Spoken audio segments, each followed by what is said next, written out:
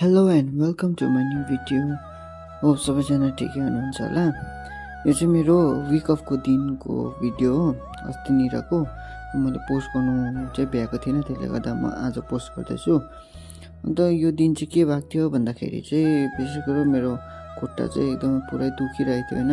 अब हामी चाहिँ 8 घन्टा ड्युटी चाहिँ कन्टिन्यू उठ्नुपर्छ। अब रनिङ रेस्टुरेन्ट हो, त्यसले गर्दा हाम्रो बस्ने केही सिस्टमहरू छैन। त्यसले गर्दा 8 घन्टा चाहिँ एकदम उभिएर काम गर्नुपर्छ होइन।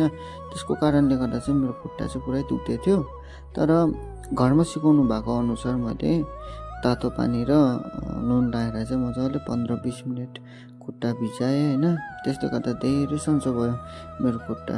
अब हामी घरमा हुँदा वा हामी घरदेखि अलिकति नजिक हुँदा त घरमा भन्नु सक्छ वा साथीभाइलाई भन्नु सक्छ।